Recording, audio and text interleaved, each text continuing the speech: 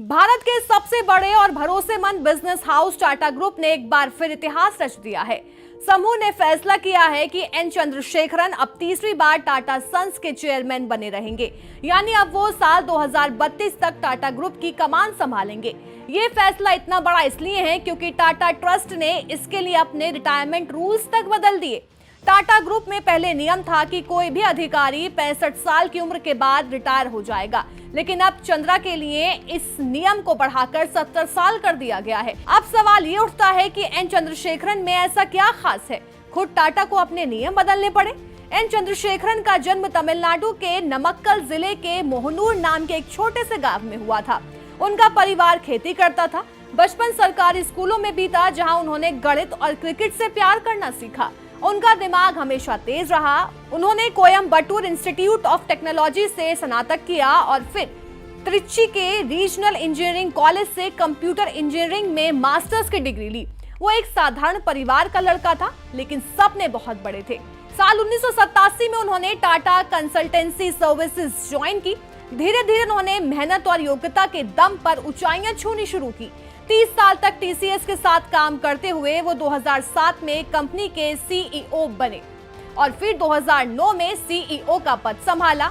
वो टीसीएस के इतिहास में सबसे युवा सीईओ थे। उनके नेतृत्व में टीसीएस ने जबरदस्त प्रगति की। कंपनी की कमाई 3 गुना से ज्यादा बढ़ी और वो दुनिया की टॉप आईटी कंपनियों में शुमार हो गई। साल 2017 में जब टाटा ग्रुप में भारी उथल पुथल चल रही थी, तो साइरस मिस्त्री को हटाया गया था और पूरा समूह एक अनिश्चित दौर से गुजर रहा था। ऐसे समय में रतन टाटा ने एन चंद्रशेखरन पर भरोसा जताया। रतन टाटा ने चंद्रा को टाटा सन्स का नया चेयरमैन बनाया और यही फैसला आने वाले सालों में टाटा ग्रुप के लिए गेम चेंजर साबित हुआ। चंद्रशेखरन को टाटा का ट्रिपल सी कहा जाता है, यानी कॉन्फिडेंस, कंसिस्टेंसी और चंद्रशेखरन। उनकी सबसे बड़ी ताकत है सादगी और दृष्टिकोण। वो परंपराओं को तोड़ने से नहीं डरते, लेकिन मूल्यों से कभी समझौता नहीं करते। वो बॉस नहीं बल्कि टीम लीडर हैं और यही बात उन्हें बाकी कॉर्पोरेट लीडर्स से अलग बनाती है। पिछले सालों में टाटा समूह का रेवेन्यू लगभग 2 गुना हुआ, जैसे कि नेट प्रॉफिट 3 गुना बढ़ा। टाटा ग्रुप का मार्केट कैपिटलाइजेशन 26 लाख करोड़ के आसपास पहुंचा। टाटा की कई कंपनियां जैसे TCS, Tata Motors, Tata power, air India अपने सेक्टर में टॉप पर थे। हालांकि 2025 में टीसीएस के शेयरों में गिरावट की वजह से कुछ नुकसान हुआ, लेकिन टाटा ग्रुप की नींव पहले से ही कहीं ज्यादा मजबूत है। टाटा ग्रुप अब सिर्फ स्टील या कार कंपनी नहीं है। चंद्रशेखरन के नेतृत्व में समूह ने कदम रखा है, जैसे कि semiconductor, manufacturing, electronic vehicles, defence, aviation sector में एयर इंडिया को फिर से खड़ा करने की जिम्मेदारी भी उन्हीं के कंधों पर है।